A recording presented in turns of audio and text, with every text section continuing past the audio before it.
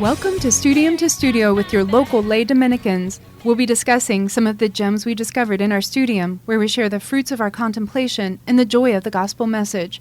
Representing our St. Albert the Great chapter and co-host of today's show are myself, Cheryl Drozda, and Becky See. And today, Becky, you've been wanting to do this for a while. Yes. We're going to be talking about one of the Dominican saints, and the more you know about him, the more you'll love him. He seems to just be a down-to-earth guy. If he lived now, he'd just be our buddy. Yes, and yet some of the miracles surrounding him are truly amazing, and some of the things he did are amazing. So our saint is St Raymond of Penafort, or Penafort, however if you'd like to pronounce it. And so he was originally born in Catalonia, which is an area or region of Spain, and it's very close to, and Penafort was very close to Barcelona, which is more familiar, I think, to our listeners. So what are some of the things that you know, in studying about him that really drew you to him, that made you want to come in and talk about him, share him? I guess he seemed to be very down to earth, and he seemed to be person that was really close to God, and he also had a very want, and he loved the Blessed Virgin Mary. And Yes. so those type of things just drew me to him. So I guess he was a son of a nobleman, Mhm. and oftentimes I guess they would give one of their children over to the service of God, and then the child, when they reached age, would decide if they were what they were called to do. He was very gifted, as Becky mentioned that he's very down to earth, but he also was very gifted intellectually.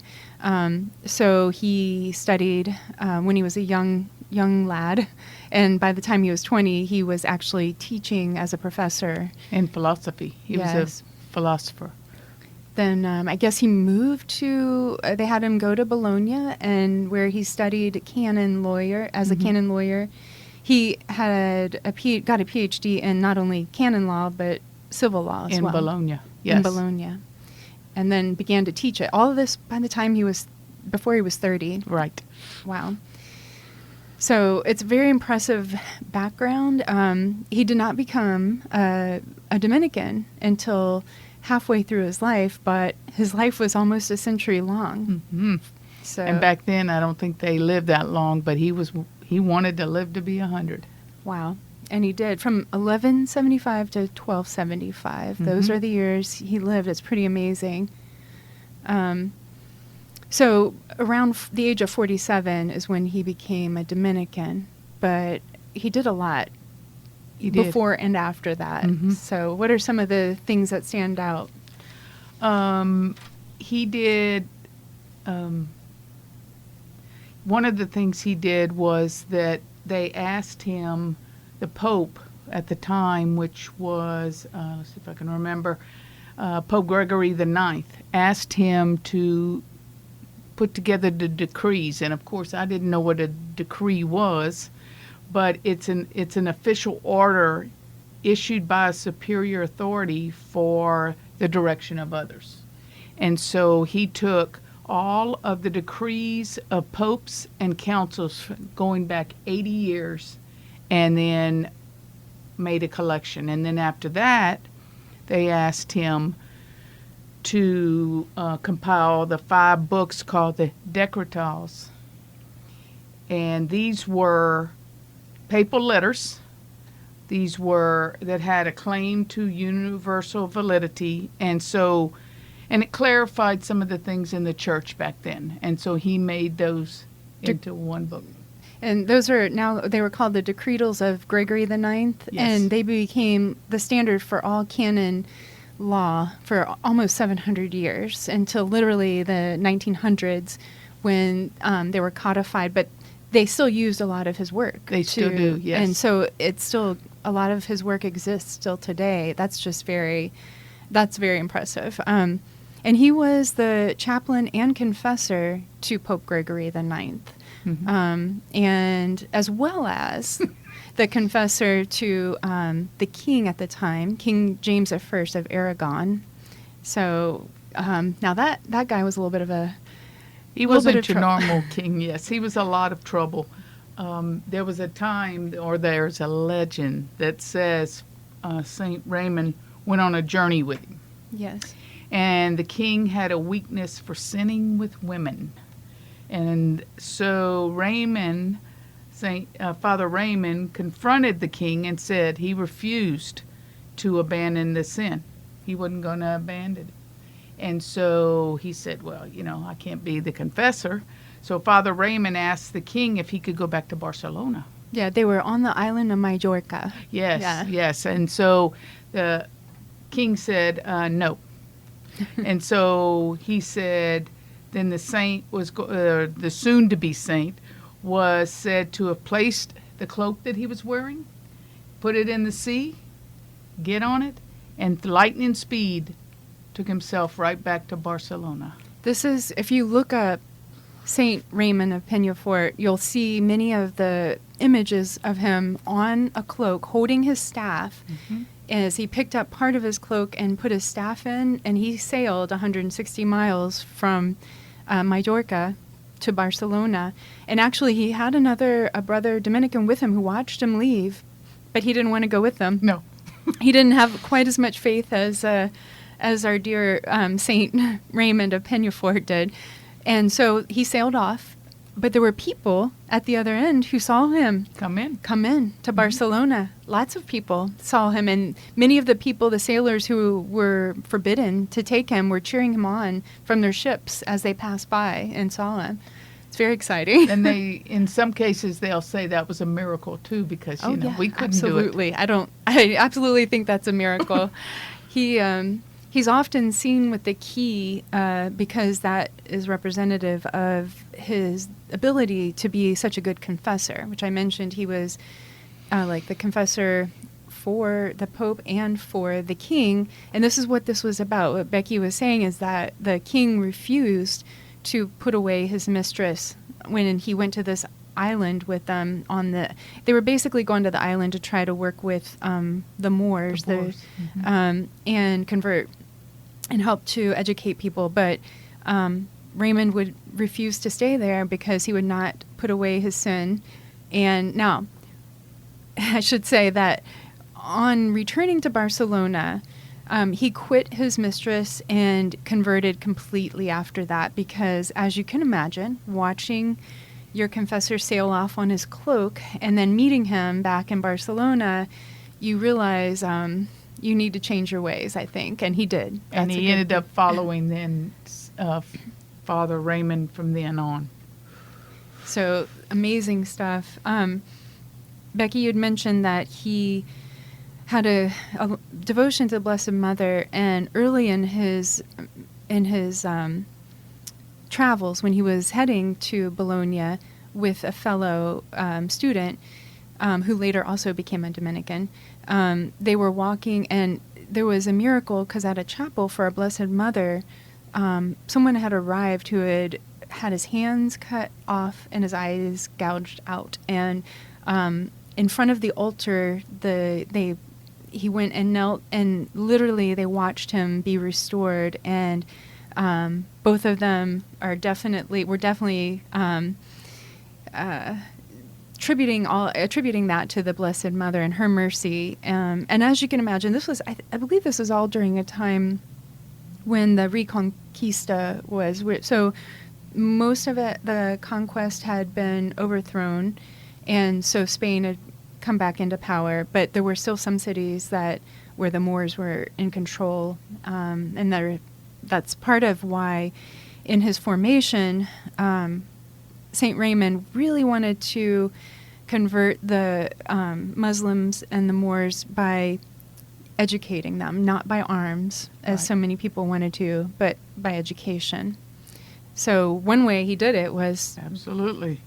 He wanted to start schools and all of his brother friars, I'm probably skipping over a little bit here, because he did become the third master of the Dominican Order. Absolutely. So it was St. Dominic. Mm-hmm. The year after St. Dominic died is when Raymond took the cloak, right, of the habit. the Dominican habit. And then when he was, I'm not sure how old he was, but I know he was getting along in years. 63, I think, in his 60s. When they elected him as the head of the Dominican Order. Now, what's really interesting is that, what did he do, Becky, after he became... Well, he decided that, first thing is, he visited on foot to all the Dominicans. As was the tradition of all Dominicans. Absolutely. And so as a Master General, he decided that he wanted something to be approved that so at the age of 65, you can resign. Yeah, well, because he rewrote the Constitution. Right. That's the part. Right. So he became, he had 2 years where he traveled, but while he was doing that, he found time to rewrite that Constitution. And he inserted a clause where the Master of the Order could resign at will. And once that Constitution was adopted, he resigned. It was his will to resign. But what that wasn't the end of his of the things. His mission, no, absolutely.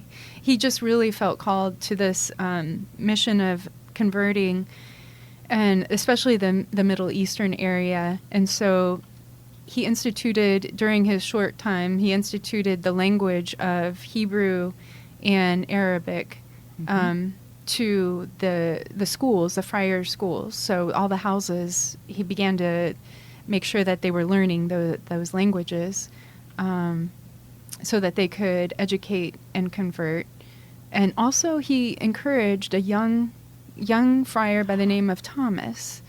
Thomas Aquinas. Yeah, yes. You might know him. Yes, he convinced St. Thomas Aquinas to write his work that he'd been against the Gentiles. Yes, Contra Gentiles. Yes. And so if you know that famous work, that was encouraged by St. Raymond of Penafort, who was very active in educating everyone on these Middle Eastern languages so that they could be educated and converted by learning and not by arms. Because he really was working against the heresy. You're listening to Studium to Studio on Christ Our King, Catholic Radio for Acadiana, 90.5 and 99.5 FM and 12:30 AM. And we want to thank Stein Lumber for being our sponsor. And you can listen to us every Thursday at 4 right here. And today we're talking about one of our Dominican saints, our great Dominican saints. Again, he's the third Master of the Order. I forgot to mention it was Jordan of Saxony, Blessed Jordan of Saxony, who was the second head of the order. And when he died, that's whenever Raymond was elected, right? Right. So earlier, when he had first become a Dominican, there was the first line of business was that there were several Christians who had been captured and were in custody of the Muslims, and they were being tortured. And so along with his friend Peter, is it Nolasco? Nolasco, right. They began an order. You want to tell us a little bit about that? The Order of Our Lady of Ransom. Yeah.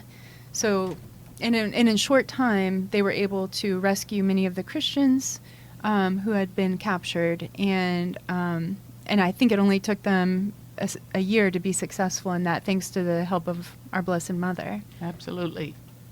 So we'd also mentioned that he was a great confessor, and that's pretty much what the entire church knows him for. I think when Holy Mother Church thinks about St. Raymond, she looks back at his amazing ability to be compassionate in the confessional, and he wrote actually about this, not just listing the sins, but also how to counsel them. I believe the name of that, I'm trying to find the name, is Summa... Yes. Oh, De Casibus... Penitentiae. So, Summa De Casibus Penitentiae. So, basically can get from that, I'm hoping, somewhere about the height of understanding confession, the penitent. So, this is another work that is often referenced, even today.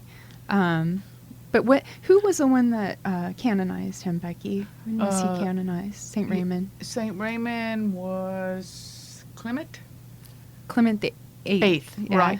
But you know, one thing about St. Raymond, that when he was working with the Dominican superiors, he asked them to impose some penance so that he could more fully imitate the Lord. Wow. So he wanted a tougher penance. And so they gave him the writing of a manual for priests to help them become the better confessors that you were talking about. Right. Yes. Also, Raymond is, in case you're wondering where he's buried, he is buried in Barcelona, of course, his beloved Barcelona. It's the cathedral that used to be called St. Eulalia Cathedral. I do think they have another title along with it. Do you see that somewhere? It's the Cathedral of the Holy Cross and St. Eulalia. So he is... Cantalona. In Catalonia, yes. Yeah. So I don't know this. If you're familiar with Catalonia, it's a small area or region on the eastern coast of the on the eastern coast, and they do speak Catalan, but they also speak Spanish. But the number one language is Catalan, which is the original language in that area, and he. So he's buried there at the church. So he's a co-patron of Barcelona along with St. Eulalia. St. Eulalia was a 3rd century martyr. I believe Diocletian is the emperor at the time that had her put to death. And she was young, wasn't she? Very young, 13, when she was martyred. There are many, stories. A lot of streets are named for her. The Barcelona had a strong impact from her, so that's why their cathedral and the co-patron is still always going to be St. Eulalia. One street is named for her descent of St. Eulalia, which is a road that has a hill where supposedly at the top of the hill they had a large barrel filled with shards of glass, and they put her in there and then rolled her down the hill. So that's just one example of the many tortures she suffered before. Before, I believe they show her image with the X cross. There's a name for that. I'm not sure what it is, but the one that St. Andrew is famously on, the cross that is looks like an X, and she was supposed to have died in that position as well. So, but that's a little bit about St. Eulalia. That is not our St. Raymond. He died at the ripe old age of almost 100, I believe, just before he turned 100. And so he's also not only looked to as confessors, but someone who, that vigor of life, even through all of life, because he continued on with his missionary work right up to his death. Right up to his death, absolutely. So he wanted to go back to Mallorca and convert the Moors there, and also to some other cities that were still held at the time by the Moors. Again, he wanted to take the route of educating. He is also the patron saint of lawyers and canon lawyers.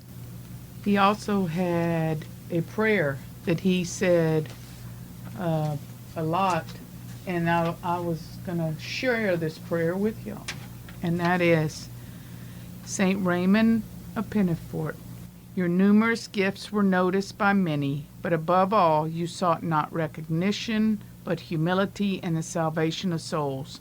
Please pray for us that I may always place my gifts at the service of God and obey his holy commands with perfection and love. St. Raymond of Penafort, pray for us. Jesus, I trust in you. Oh, very nice. I did not see that. I need to find that prayer. So this is definitely a saint that I'm going to continue to look into, because just a little bit of information, and I want to encourage everybody, like when you look up a saint and you begin to find amazing things like this, I say it sends me on a rabbit hole, but it actually just sends you deeper into faith, and it gives you the gospel lived out. The gospel, it's like still studying the gospel, because you're reading about these saints, but you're reading about how Christ-like they were and how they, in obedience to everything, they followed Christ's will, God's will. Well, and if you decide to read the books are not always the big ones. They put so much into just a little bitty book, which is what they did with him, and you just get the information. You even know he's known for quotes, too. He loved to have quotes. Do you have some of the quotes? I do. I have 3 of them I'd like to share. May you never be numbered among those whose house is peaceful, quiet, and free from care. Okay, well, I'm going to stop you there because I heard about this. And actually, I saw a homily. I was listening to a homily, and I wondered, because that was attributed to him. Mm-hmm.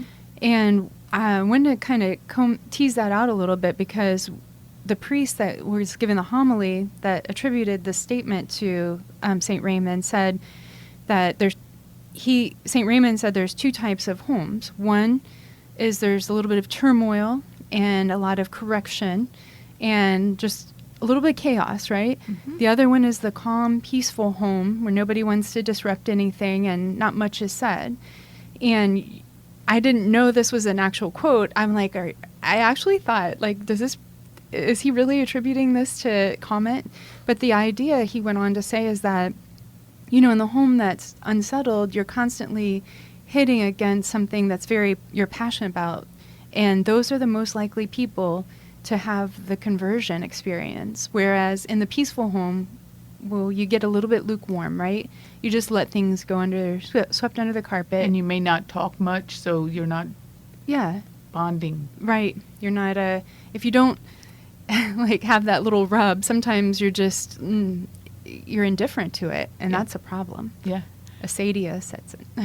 The other one, next one is the greater and more persistent your confidence in God, the more abundantly you will receive all that you ask. That one makes total sense. And then the final one is, may the God of love and peace set your hearts at rest and speed you on your journey. And that one just puts me back in the mindset of that famous miracle where he stepped on his cloak and God sped him on his journey.